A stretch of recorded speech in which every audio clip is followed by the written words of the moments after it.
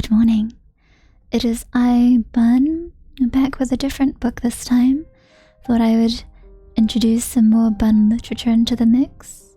This time, it's a book called Lady in Two Fox by David Garnett. Now, this particular story, this book, isn't very long, so the hopes that it can make it through.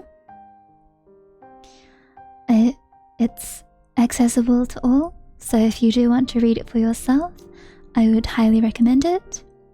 At the very least, it's a story that has appeal to me. But let's get started.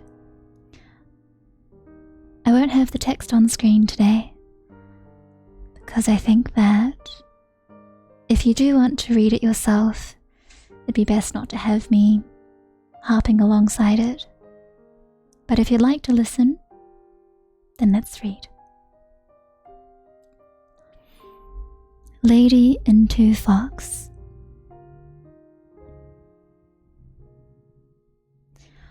Wonderful or supernatural events are not so uncommon.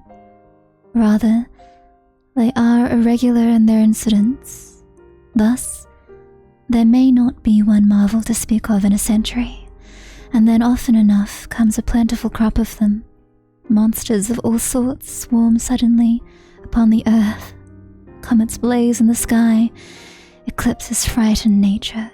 Meteors fall and rain, while mermaids and sirens beguile, and sea serpents engulf every passing ship, and terrible cataclysms beset humanity.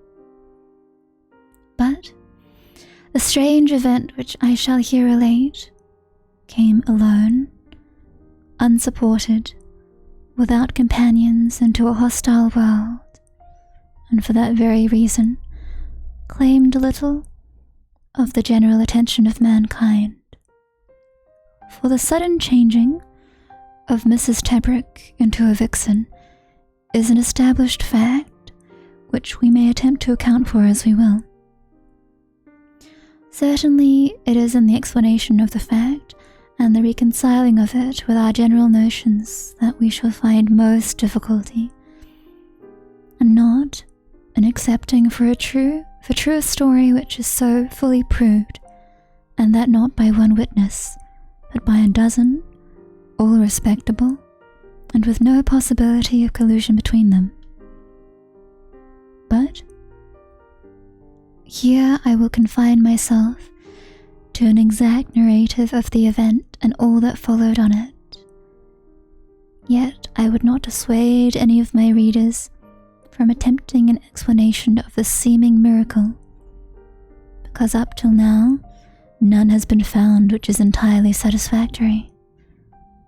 What adds to the difficulty to my mind is that the metamorphosis occurred when Mrs. Tebrick was a full-grown woman, and that it happened suddenly in so short a space of time. The sprouting of a tail, the gradual extension of hair all over the body, the slow change of the whole anatomy by a process of growth, though it would have been monstrous, would not have been so difficult to reconcile to our ordinary conceptions, particularly had it happened in a young child. But here we have something very different. A grown lady is changed straightway into a fox. There's no explaining that away by any natural philosophy. The materialism of our age will not help us here. It is indeed a miracle, something from outside our world altogether, an event which we would willingly accept if we were to meet it invested with the authority of divine revelation in the scriptures, but which we are not prepared to encounter, almost in our time, happening in Oxfordshire amongst our neighbours. The only things which go any way towards an explanation of it are but guesswork, and I give them more because I would not conceal anything than because I think they're of any worth. Mrs. Tebrick's maiden name was certainly Fox, and it is possible that such a miracle happening before, the family may have gained their name as a sobriquet on that account. They were an ancient family, and had their seat at Tangley Hall time out of mind. It's also true that there was a half-tame fox, once upon a time, chained up at Tangley Hall in the inner yard. And I've heard many speculative wiseacres in the public houses turn that to great account, though they could not but admit that there was never one there in Miss Sylvia's time. At first I was inclined to think that Sylvia Fox, having once hunted when she was a child of 10, having been blooded, might furnish more of an explanation. It seems she took great fright or disgust at it, and vomited after it was done. But now I do not see that it has much bearing on the miracle itself, even though we know that after she always spoke of the poor foxes when a hunt was stirring, and never rode to hounds till after her marriage, when her husband persuaded her to it. She was married in the year 1879 to Mr. Richard Tebrick after a short courtship, and went to live after their honeymoon at Rylands, near Stockoe, Oxon. One point, indeed, I have not been able to ascertain is how they first became acquainted. Tangley Hall is over 30 miles from Stockoe and is extremely remote. Indeed, to this day, there is no proper road to it, which is all the more remarkable as it is the principal, and indeed the only, manor house for several miles around. Whether it was from a chance meeting on the roads, or less romantic but more probable, by Mr. Tebrick becoming acquainted with her uncle, a minor canon at Oxford, and thence being invited by him to visit Tangley Hall, it is impossible to say. But, however they became acquainted, the marriage was a very happy one. The bride was in her 23rd year. She was small, with remarkably small hands and feet. It is perhaps worth noting that there was nothing at all foxy or vixenish in her appearance. On the contrary, she was a more than ordinarily beautiful and agreeable woman. Her eyes were a clear hazel, but exceptionally brilliant. Her hair dark, with a shade of red in it. Her skin brownish, with a few dark freckles, little moles. In manner, she was reserved, almost shyness, but perfectly self-possessed and perfectly well-bred. She had been strictly brought up by a woman of excellent principles and considerable attainments, who died a year or so before the marriage. And owing to the circumstance that her mother had been dead many years, and her father bedridden, and not altogether rational for a little while before his death, they had few visitors but her uncle.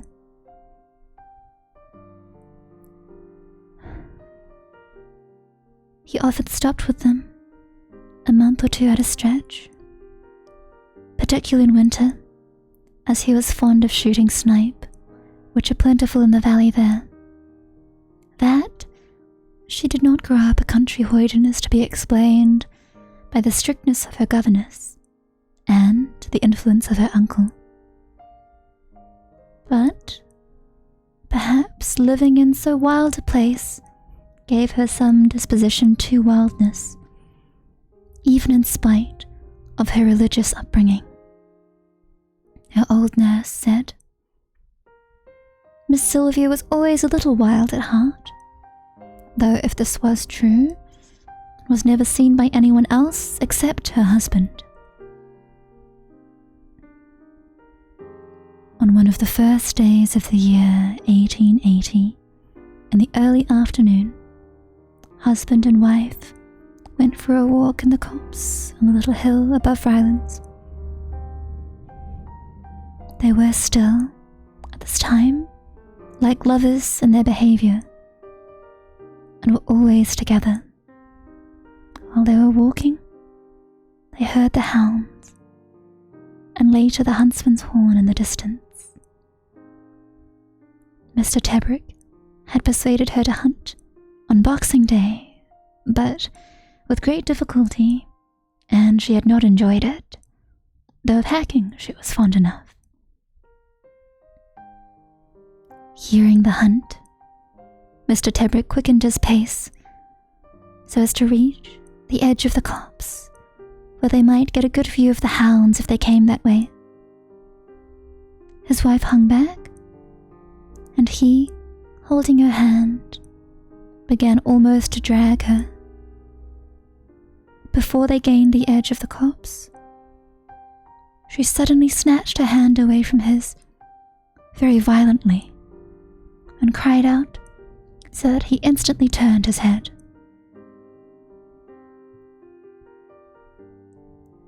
Where his wife had been the moment before was a small fox of a very bright red. It looked at him very beseechingly, advanced towards him a pace or two,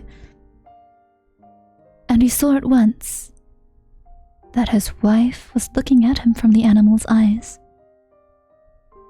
You may well think, if he were aghast, and so maybe was his lady at finding herself in that shape.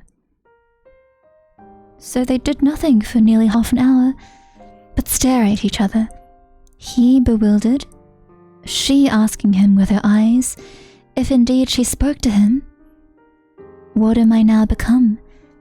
Have pity on me, husband, have pity on me, for I am your wife." So that with his gazing on her, knowing her well, even in such a shape, yet asking himself at every moment, "Can it be she? Am I not dreaming?" And her beseeching, and lastly fawning on him, and seeming to tell him that it was she indeed, they came at last together, and he took her in his arms. She lay very close to him, nestling under his coat, and fell to licking his face, but never taking her eyes from his. The husband, all this while, kept turning the thing in his head and gazing on her, but he could make no sense of what had happened, but only comforted himself with the hope that this was but a momentary change, that presently she would turn back again into the wife that was one flesh with him. One fancy that came to him, because he was so much more like a lover than a husband, was that it was his fault, and this because if anything dreadful happened, he could never blame her but himself for it. So they passed a good while, till at last the tears welled up in the poor fox's eyes. She began weeping, but quite in silence, and she trembled too as if she were in a fever. At this he could not contain his own tears, but sat down on the ground and sobbed for a great while, but between his sobs kissing her quite as if she had been a woman, not caring in his grief that he was kissing a fox on the muzzle. They sat thus till it was getting near dusk, when he recollected himself, and the next thing was that he must somehow hide her and then bring her home. He waited till it was quite dark, that he might better bring her into her own house without being seen, buttoned her inside his top coat, nay, even in his passion, tearing open his waistcoat and his shirt, that she might lie the closer to his heart.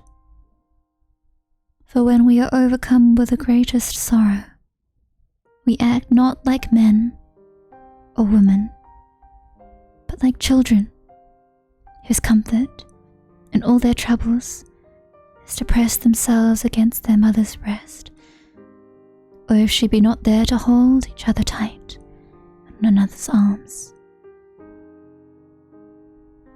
When it was dark, he brought her in with infinite precautions, yet not without the dogs scenting her, after which nothing could moderate their clamour. Having got her into the house, the next thing he thought of was how to hide her from the servants. He carried her to the bedroom in his arms, and then went downstairs again. Mr. Tebrick had 3 servants living in the house: the cook, the parlour maid, and an old woman who had been his wife's nurse. Besides these women, there was a groom or a gardener, whichever you choose to call him, who was a single man and so lived out, lodging with a labouring family about half a mile away. Mr. Tebrick, going downstairs, pitched upon the parlour maid. "Janet," says he, "Mrs. Tebrick and I have had some bad news, and Mrs. Tebrick was called away instantly to London and left this afternoon, and I'm staying tonight to put our affairs in order. We are shutting up the house, and I must give you and Mrs. Brandt a month's wages and ask you to leave tomorrow morning at 7 o'clock. We shall probably go away to the continent, and I do not know when we shall come back. Please tell the others, and now get me my tea and bring it into my study on a tray."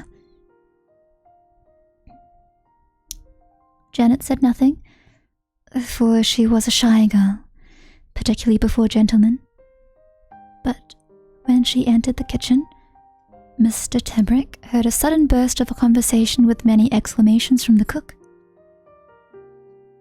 When she came back with his tea, Mr. Tebrick said, "I shall not require you upstairs. Pack your own things and tell James to have the wagonette ready for you by 7 o'clock tomorrow morning to take you to the station. I'm busy now, but I will see you again before you go." When she had gone, Mr. Tebrick took the tray upstairs. For the first moment, he thought the room was empty, and his vixen got away, for he could see no sign of her anywhere. But after a moment, he saw something stirring in a corner of the room, and then behold, she came forth dragging her dressing gown, into which she had somehow struggled. This must surely have been a comical sight, but poor Mr. Tebrick was altogether too distressed then, or at any time afterwards, to divert himself from such ludicrous scenes. He only called to her softly, Sylvia, what do you do there?" And then in a moment saw for himself what she would be at, and began once more to blame himself heartily, because he had not guessed that his wife would not like to go naked, notwithstanding the shape she was in. Nothing would satisfy him then, till he had clothed her suitably, bringing her dresses from the wardrobe for her to choose. But, as might have been expected, they were too big for her now. But, last, he picked out a little dressing jacket that she was fond of wearing sometimes in the mornings. It was made of a flowered silk trimmed with lace, and the sleeves short enough to sit very well on her now. While he tied the ribbons, his poor lady thanked him with gentle looks, and not without some modesty and confusion. He propped her up in an armchair with some cushions, and they took tea together, she very delicately drinking from a saucer and taking bread and butter from his hands.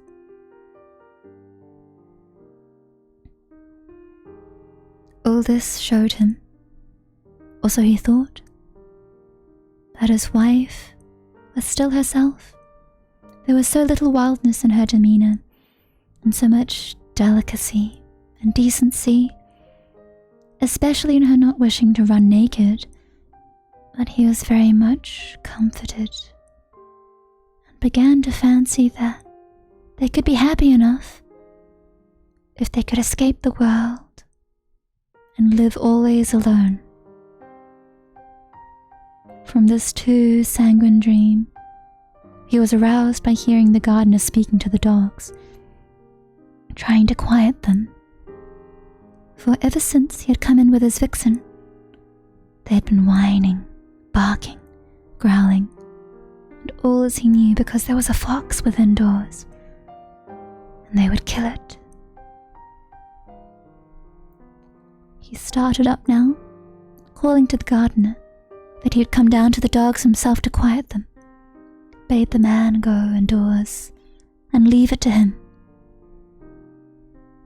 All this he said in a dry, compelling kind of voice, which made the fellow do as he was bid, though it was against his will, for he was curious.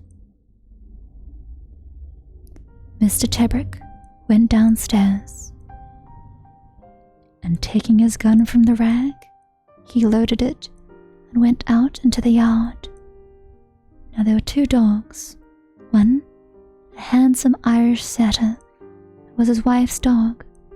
She had brought it with her from Tangley Hall in their marriage. The other was an old fox terrier called Nellie, that he had had 10 years or more. When he came out into the yard, both dogs saluted him by barking and whining twice as much as they did before, the setter jumping up and down at the end of his chain in a frenzy, and Nellie shivering, wagging her tail, looking first at her master, then at the house door, where she could smell the fox right enough.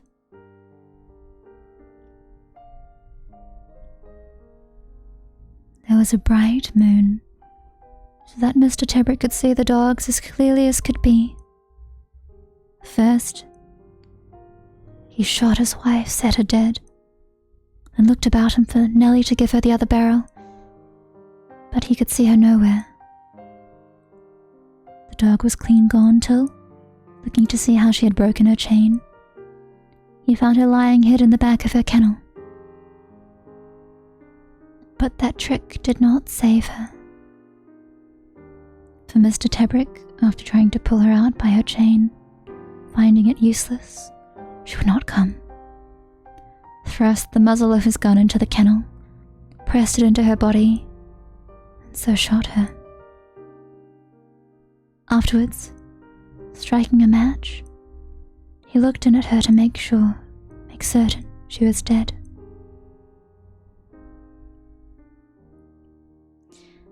Then, leaving the dogs as they were, chained up, Mr. Tebrick went indoors again, found the gardener who had not yet gone home, gave him a month's wages in lieu of notice, told him he had a job for him yet, to bury the two dogs, and that he should do it that same night. But, by all this going on with so much strangeness and authority on his part, as it seemed to them, the servants were much troubled. Hearing the shots, whilst he was out in the yard and his wife's old nurse, or nanny, ran up to the bedroom, though she had no business there, and so opening the door, saw the poor fox dressed in my lady's little jacket, lying back in the cushions, and in such a reverie of woe that she heard nothing. Old Nanny, though she was not expecting to find her mistress there, having been told that she was gone that afternoon to London, knew her instantly and cried out, "Oh, my poor precious, oh, poor Miss Sylvia, what dreadful change is this?" Then, seeing her mistress start and look at her, she cried out, "But never fear, my darling, it will all come right. Your old nanny knows you. It will all come right in the end." But though she said this, she did not care to look again, and kept her eyes turned away so as not to meet the foxy slit ones of her mistress, for that was too much for her. So she hurried out soon, fearing to be found there by Mr. Tebrick, and who knows, perhaps shot like the dogs for knowing the secret.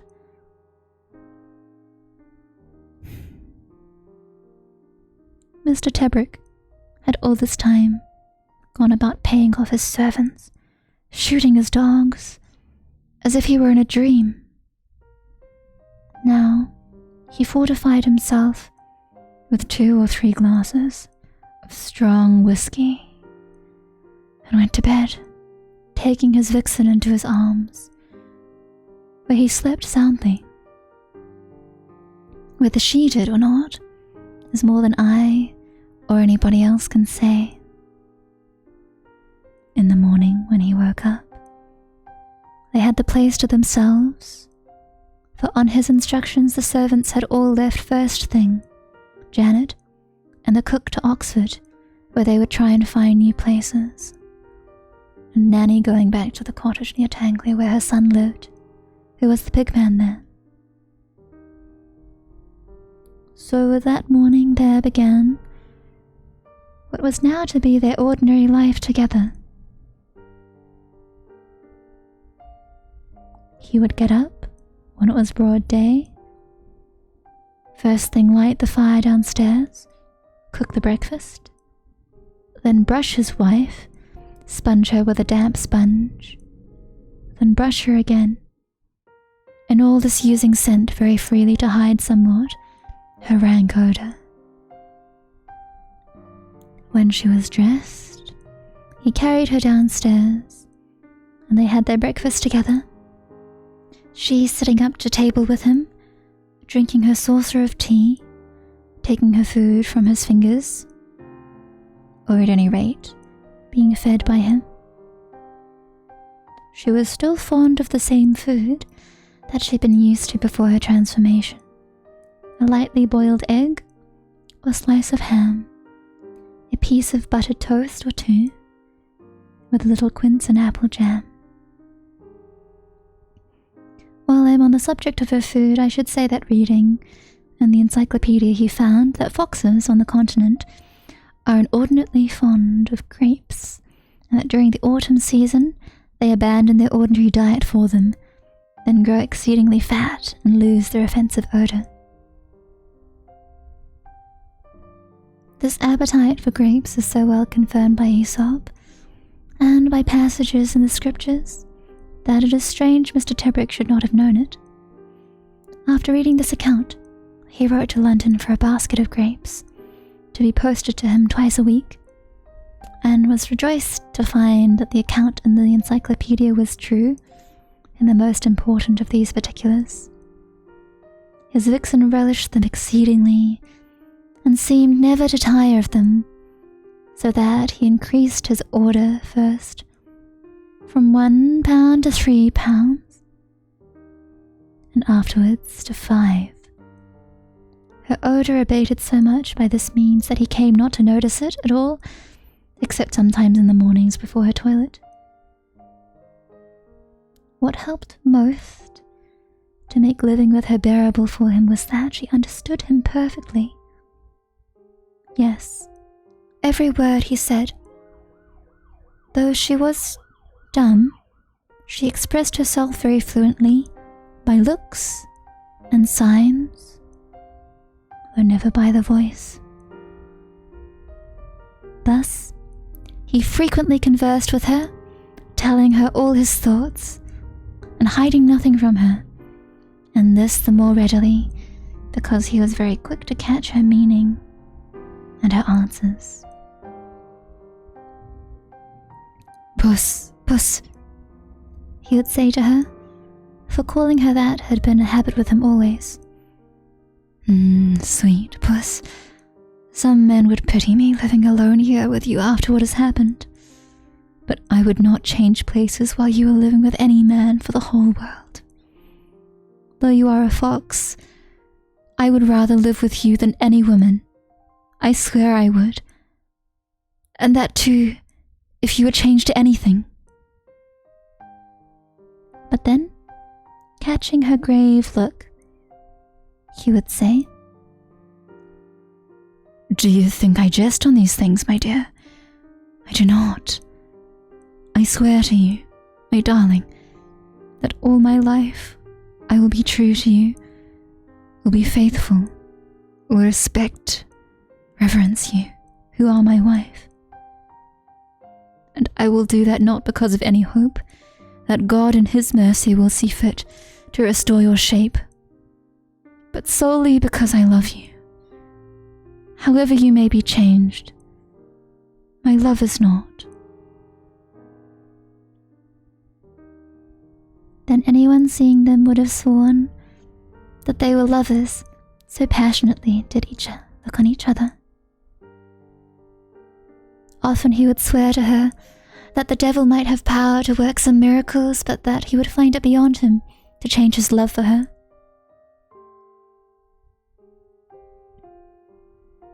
These passionate speeches, however they might have struck his wife in an ordinary way, now seemed to be her chief comfort. She had come to him, put her paw in his hand, look at him with sparkling eyes, shining with joy and gratitude, would pant with eagerness, jump at him, and lick his face. Now, he had many little things which busied him in the house, getting his meals, setting the room straight, making the bed, and so forth. When he was doing this housework, it was comical to watch his vixen. Often she was, as it were, beside herself with vexation and distress to see him, in his clumsy way, doing what she could have done so much better had she been able.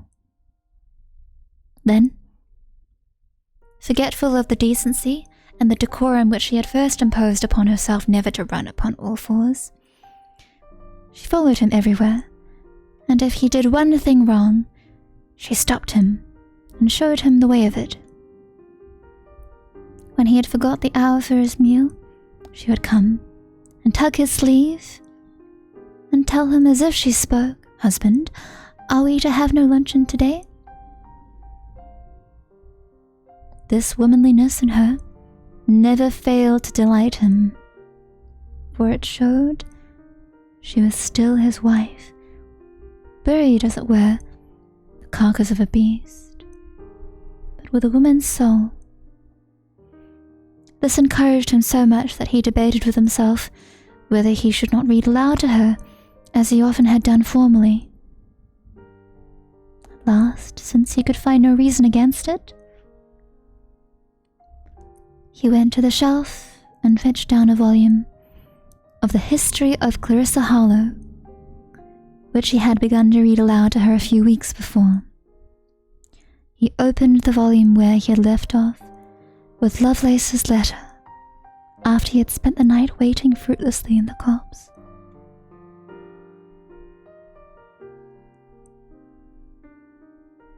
Good God, what is now to become of me? My feet benumbed by midnight wanderings through the heaviest dews that ever fell, my wig and my linen dripping with the hoarfrost dissolving on them, day but just breaking, etc. While he read, he was conscious of holding her attention.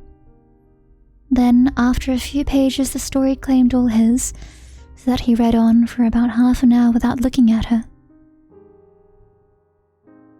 When he did so, he saw that she was not listening to him, but was watching something with strange eagerness. Such a fixed, intent look on her face that he was alarmed and sought the cause of it.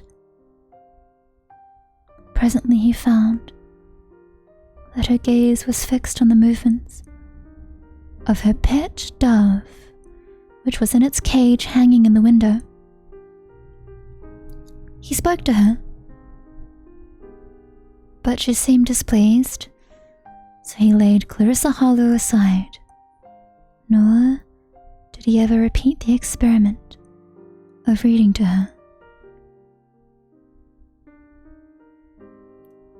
Yet that same evening, as he happened to be looking through his writing table drawer with Puss beside him looking over his elbow, she spied a pack of cards, and then he was forced to pick them out to please her and draw them from their case.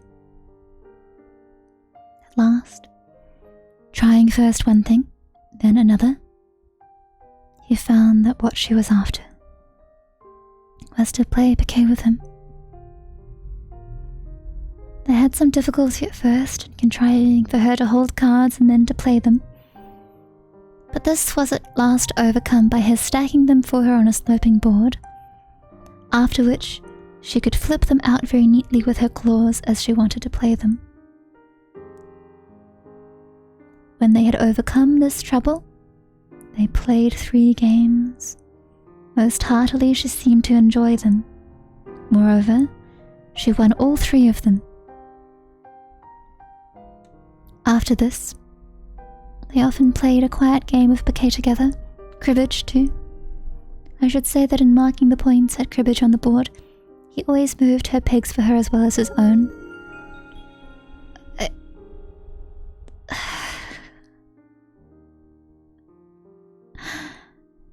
Thank you, love. I'm recording. Thumbs up.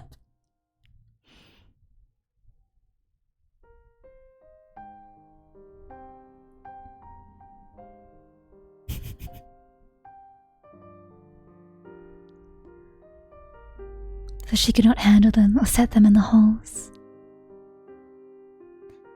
The weather, which had been damp and misty, with frequent downpours of rain, improved very much on the following week, and, as often happens in January, there were several days with the sun shining, no wind, and light frosts at night, these frosts becoming more intense as the days went on, till, by and by, they began to think of snow.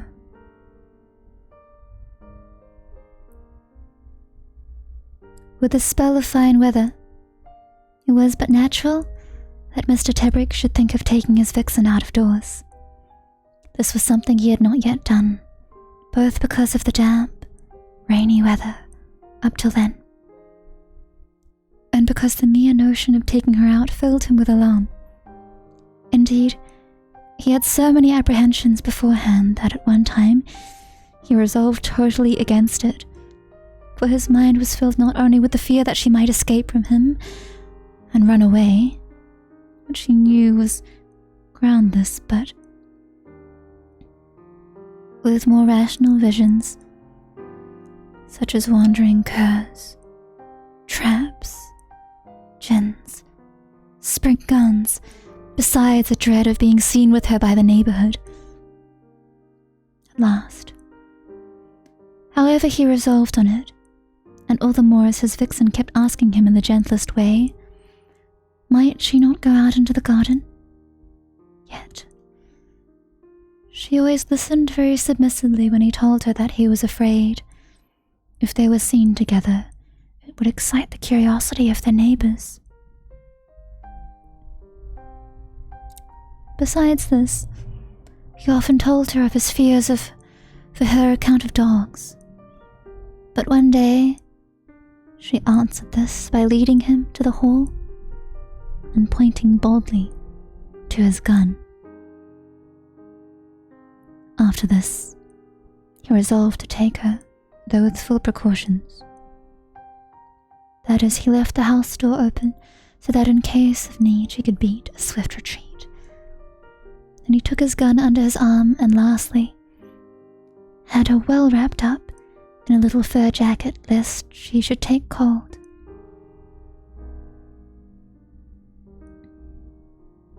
He would have carried her too, but that she very delicately disengaged herself from his arms and looked at him very expressively to say that she would go by herself.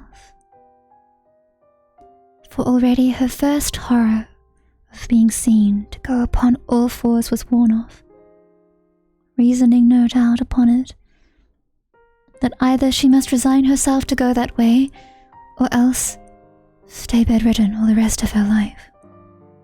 Her joy at going into the garden was inexpressible. First, she ran this way, then that, though keeping always close to him, looking very sharply with ears cocked. Forward first at one thing, then another, then up to catch his eye. For some time indeed, she was almost dancing with delight, running round him, then forward a yard or two, then back to him, and gambolling beside him as they went round the garden. But, in spite of her joy, she was full of fear at every noise, a cow lowing, a cock crowing, or a ploughman in the distance. Oh, ploughman in the distance, hallooing to scare the rooks. She started, her ears pricked to catch sound, her muzzle wrinkled up and her nose twitched, and she would then press herself against his legs.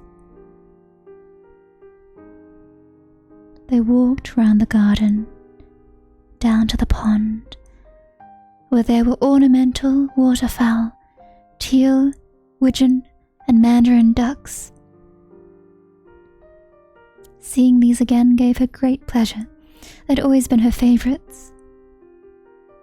And now she was so overjoyed to see them that she behaved with very little of her usual self-restraint.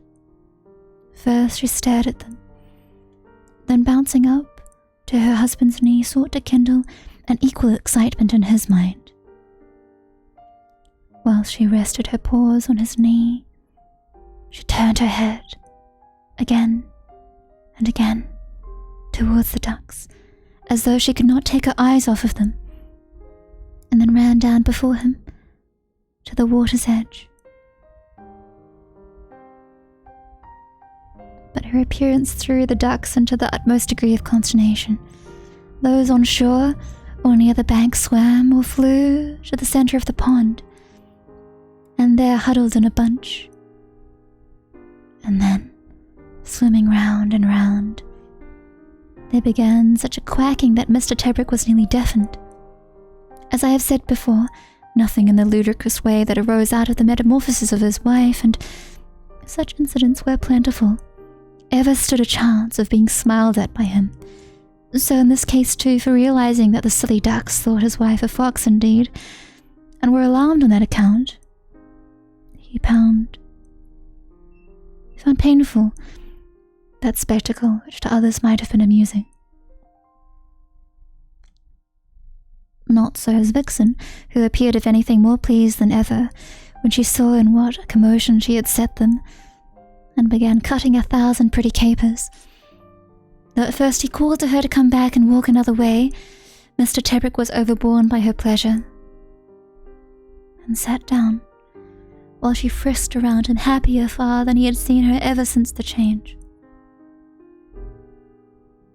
First, she ran up to him in a laughing way, all smiles, then ran down again to the water's edge, and began frisking, frolicking, chasing her own brush, dancing on her hind legs even, rolling on the ground, and then fell to running in circles, but all this without paying any heed to the ducks.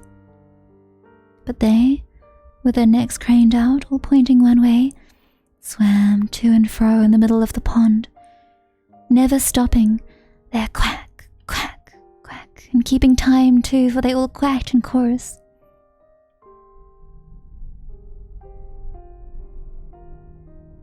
Presently, she came further away from the pond, and he, thinking they had had enough of this sort of entertainment, laid hold of her and said to her, "Come, Sylvia, my dear, it is growing cold, and it is time we went indoors. I am sure taking the air has done you a world of good, but we must not linger any more." She appeared then to agree with him, though she threw half a glance over her shoulder at the ducks, and they both walked soberly enough towards the house.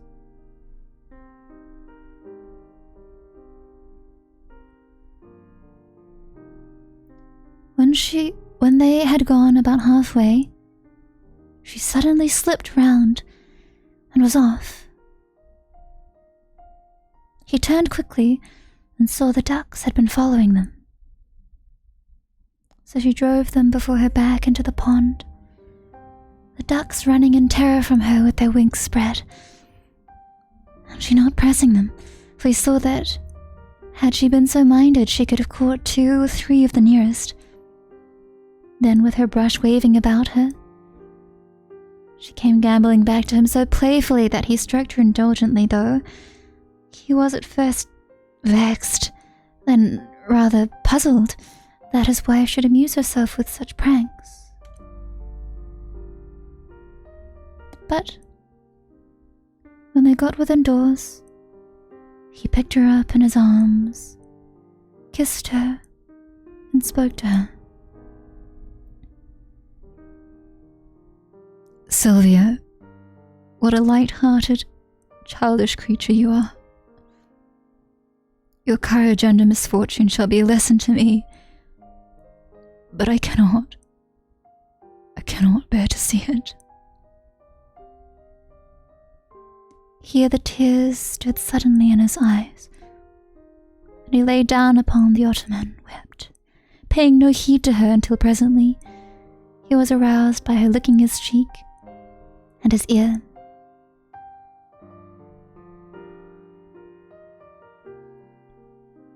After tea, she led him to the drawing-room and scratched at the door till he opened it, for this was part of the house which she had shut up, thinking 3 or 4 rooms enough for them now, and to save the dusting of it. Then it seemed she'd have him to play to her on the pianoforte. She led him to it, nay, what is more, she would herself pick out the music he was to play.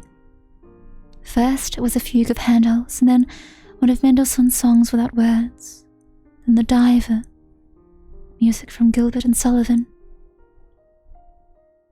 But each piece of music she picked out was gayer than the last one. Thus they sat, happily engrossed for perhaps an hour in the candlelight, until the extreme cold in that unwarmed room stopped his playing and drove them downstairs to the fire. Thus did she admirably comfort her husband when he was dispirited.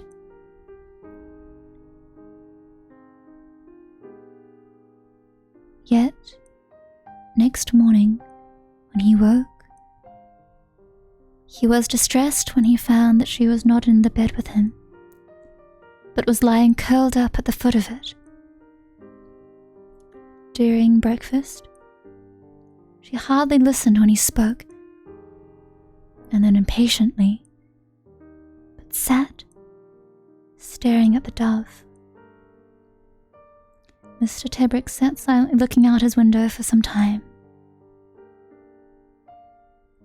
Then he took out his pocketbook, and there was a photograph of his wife, taken soon after their wedding. Now he gazed and gazed upon those familiar features. Now he lifted his head and looked at the animal before him. He laughed then, bitterly. The first and last time, for that matter, that Mr. Tebrick ever laughed at his wife's transformation, for he was not very humorous. But this laugh was sour and painful to him. Then he tore up the photograph into little pieces, scattered them out the window, saying to himself, "Memories will not help you here." And turning to the vixen, he saw that she was still staring at the caged bird, and as he looked, he saw her lick her chops. He took the bird into the next room, then acting suddenly upon the impulse, he opened the cage door and set it free, saying as he did so, "Go, poor bird, fly from this wretched house while you still remember your mistress, who fed you from her coral lips. You are not a fit plaything for her now.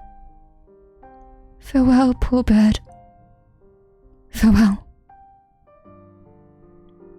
Unless," he added with a melancholy smile, "you return with good tidings, like Noah's dove." But, poor gentleman, his troubles were not over yet, and indeed one may say that he ran to meet them by his constant supposing that his lady should still be the same, to a tittle in her behaviour now that she was changed into a fox. Without making any unwarrantable suppositions as to her soul or what had now become of it, though we could find a good deal to the purpose on that point in the system of Paracelsus, let us consider only how much the change in her body must needs affect her ordinary conduct, so that before we judge too harshly of this unfortunate lady, we must reflect upon the physical necessities and infirmities and appetites of her new condition, and we must magnify the fortitude of her mind, which enabled her to behave with decorum, cleanliness, and decency, in spite of her new situation. Thus, she might have been expected to befoul her room, yet never could anyone, whether man or beast, have shown more nicety in such manners. But, at luncheon, Mr. Tebrick helped her to a wing of chicken, and leaving the room for a minute to fetch some water, which he had forgot, found her at his return on the table crunching the very bones. He stood, silent, dismayed, and wounded to the heart at the sight. For we must observe that this unfortunate husband had always thought of his vixen as that gentle and delicate woman she had lately been. So whenever his vixen's conduct went beyond that which he expected in his wife, he was, as he were, cut to the quick, and no kind of agony could be greater to him than to see her thus forget herself. On this account, it may indeed be regretted that Mrs. Tebrick had been so exactly well bred, and in particular that her table manners had always been scrupulous. Had she been in the habit, like a continental princess I have dined with, of taking her leg of chicken by the drumstick and gnawing the flesh, it had been far better for him now. But as her manners had been perfect, so the lapse of them was proportionately painful to him. Thus, this instance, he stood as if it were in silent agony till she had finished her hideous crunching over the chicken bones and had devoured every scrap.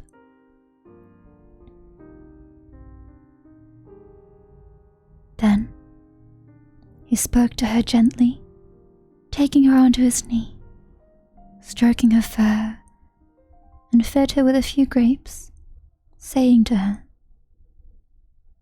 Sylvia, is it so hard for you? Try and remember the past, my darling, and by living with me we will quite forget that you are no longer a woman. Surely this affliction will pass soon, as suddenly as it came, and it will all seem to us like an evil dream. Yet, though she appeared perfectly sensible of his words, gave him sorrowful, penitent looks like her old self. That same afternoon, on taking her out, he had all the difficulty in the world to keep her from going near the ducks. There came to him then a thought that was very disagreeable to him, namely, that he dare not trust his wife alone with any bird, or she would kill it. And this was the more shocking to him to think of, since it meant that he durst not trust her as much as a dog even. For we may trust dogs who are familiars with all the household pets. Nay, more. We can put them upon trust with anything, and know they will not touch it, not even if they be starving. But things were come to such a pass with his vixen that he dared not in his heart trust her at all. Yet, she was still in many ways so much more woman than fox, that he could talk to her on any subject. She would understand him, far better than the Oriental women, who are kept in subjection, can ever understand their masters unless they converse on the most trifling household topics. Thus she understood excellently well the importance and duties of religion. She would listen with approval in the evening, when he said the Lord's Prayer, was rigid in her observance of the Sabbath. Indeed, the next day being Sunday, he, thinking no harm, proposed their usual game of bouquet. But no, she would not play. Mr. Tebrick, not understanding at first what she meant, though he was usually very quick with her, proposed to her again, which she again refused, this time to show her meaning, made the sign of the cross with her paw. This exceedingly rejoiced and comforted him in his distress. He begged her pardon, and fervently thanked God for having so good a wife, who in spite of all knew more of her duty to God than he did. But here I must warn the reader from inferring that she was a Papist, because she then made the sign of the cross. She made that sign, to my thinking, only on compulsion, because she could not express herself except in that way.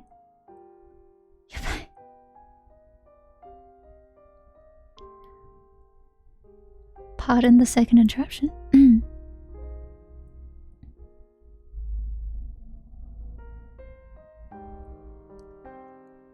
For she had been brought up as a true Protestant, and that she still was one is confirmed by her objection to cards, which would have been less than nothing to her had she been a Papist.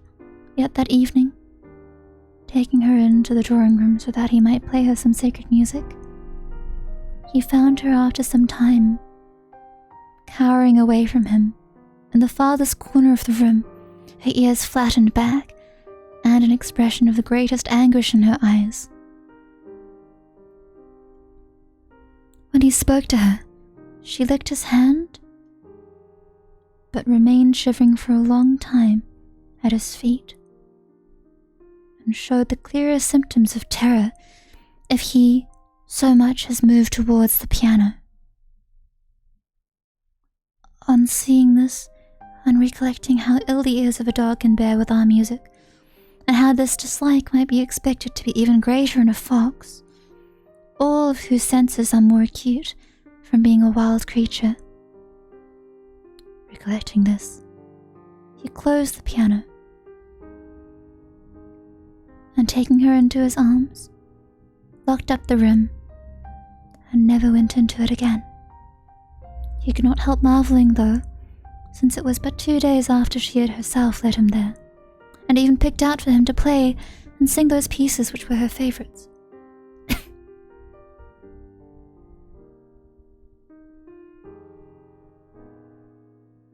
That night, she would not sleep with him, neither in the bed nor on it, so that he was forced to let her curl herself up on the floor. But neither would she sleep there, for several times she woke him by trotting around the room, and once, when he had got sound asleep, by springing on the bed and then off it, so that he woke with a violent start and cried out, but got no answer either, except hearing her trotting round and round the room. Presently, he imagines to himself that she must want something, and so fetches her food and water, but she never so much as looks at it, but still goes on with her rounds, every now and then scratching at the door. Though he spoke to her, calling her by her name, she would pay no heed to him, or else only for the moment. At last, he gave her up, and said to her plainly, "The fit is on you now, Sylvia, to be a fox, but I shall keep you close, and in the morning you will recollect yourself, and thank me for having kept you now."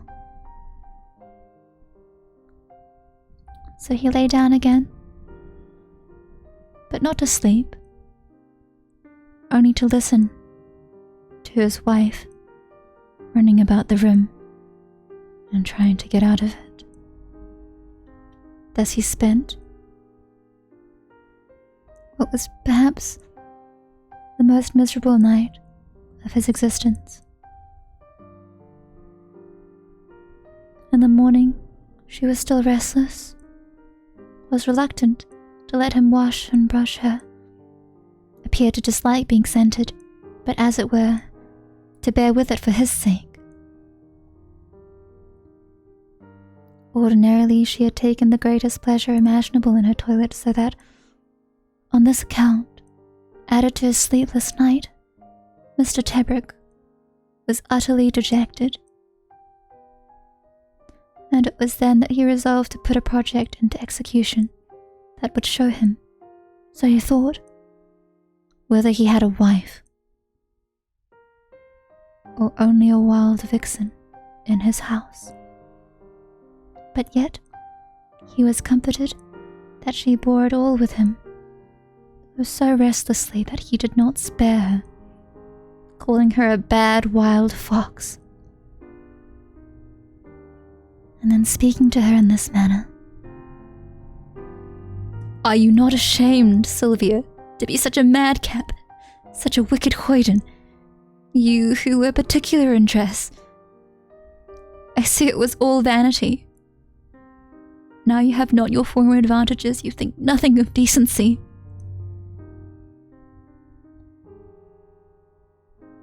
His words had some effect with her too, and with himself, so that by the time he had finished dressing her, they were both in the lowest state of spirits imaginable, and neither of them far from tears. Breakfast she took soberly enough, and after that he went about getting his experiment ready, which was this. In the garden, he gathered together a nosegay of snowdrops, those being all the flowers he could find. Then going into the village of Stockholm, bought a Dutch rabbit, that is a black and white one, from a man there who kept them.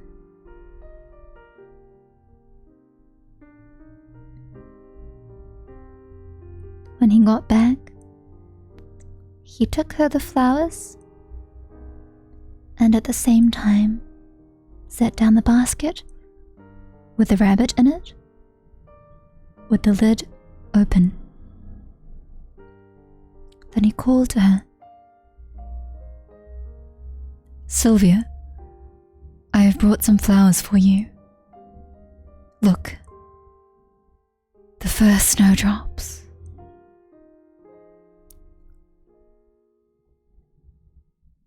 At this, she ran up very prettily, and never giving as much as one glance at the rabbit, which had hopped out of its basket, she began to thank him for the flowers. Indeed, she seemed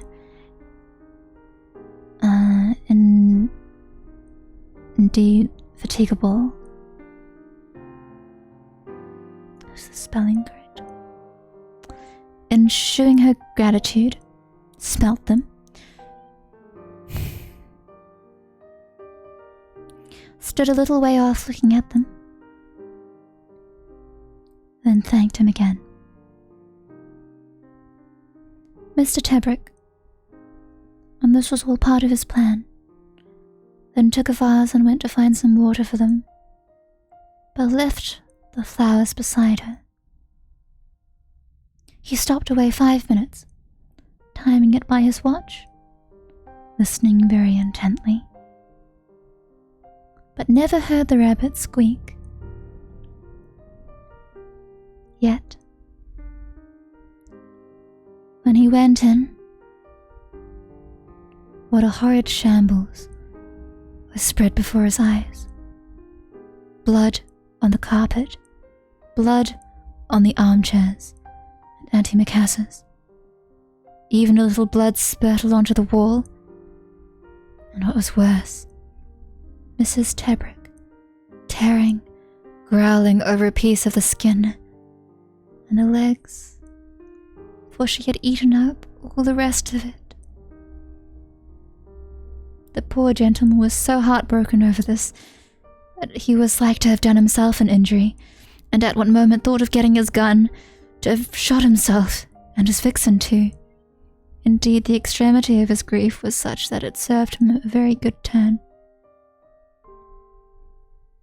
for he was so entirely unmanned by it that for some time he could do nothing but weep, and fell into a chair with his head in his hands. He kept weeping and groaning.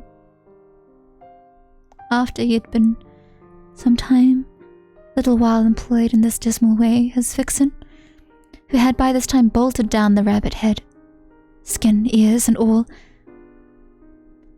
came to him. Putting her paws on his knees, thrust her long muzzle into his face and began licking him. But he, looking at her now with different eyes, seeing her jaws still sprinkled with fresh blood, her claws full of the rabbit's fleck, would have none of it.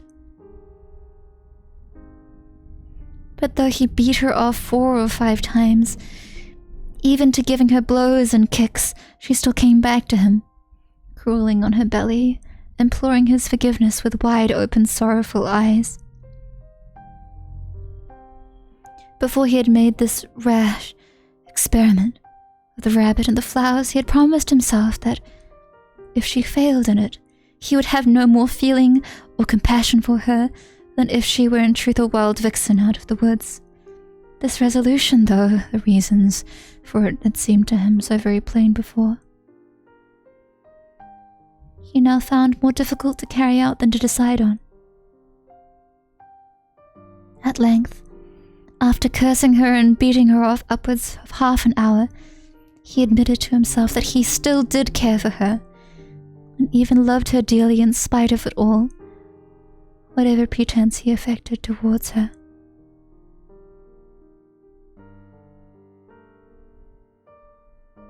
When he had acknowledged this, he looked up at her, met her eyes fixed upon him, and held out his arms to her and said, "Oh, Sylvia, Sylvia, would you have never done this? would I have never tempted you in a fatal hour? Does not this butchery and eating of raw meat and rabbit's fur disgust you? Are you a monster in your soul as well as in your body? Have you forgotten what it is to be a woman?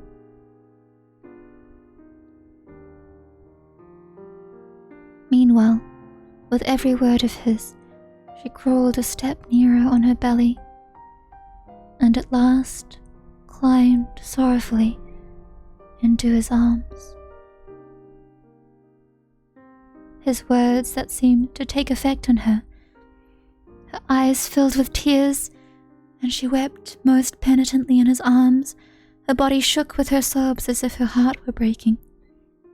The sorrow of hers gave him the strangest mixture of pain and joy that he had ever known, for his love for her returning with a rush, he could not bear to witness her pain, and yet must take pleasure in it, as it fed his hopes of her one day returning to be a woman.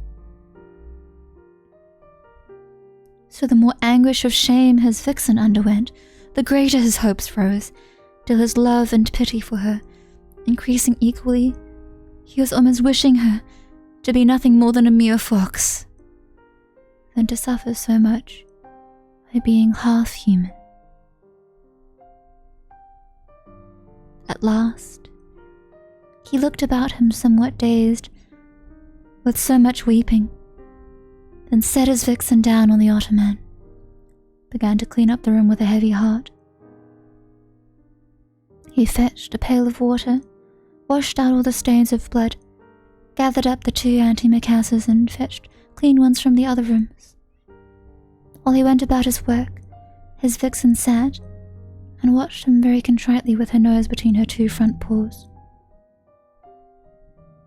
When he had done, he brought in some luncheon for himself, though it was already late.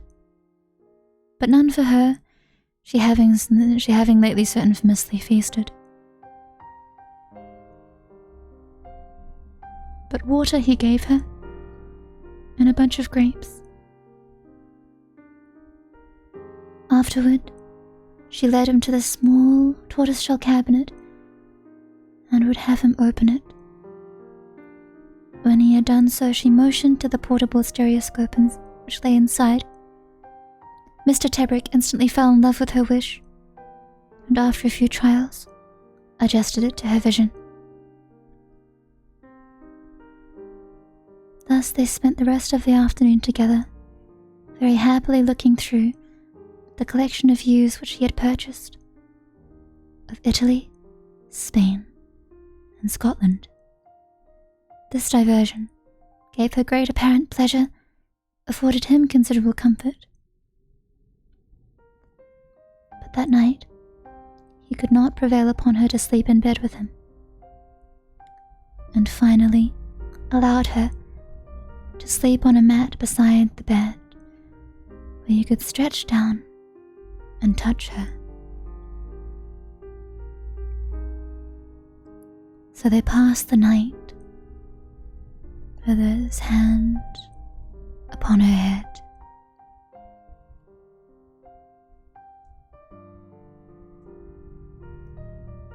We'll tie it up here for now. But as you see, for Mrs. Tebrick, who becomes a fox, or, as they keep mentioning, is now a vixen, she's changing. And it is her poor husband, seeing these changes unfold. We cannot hear her, we can only watch her.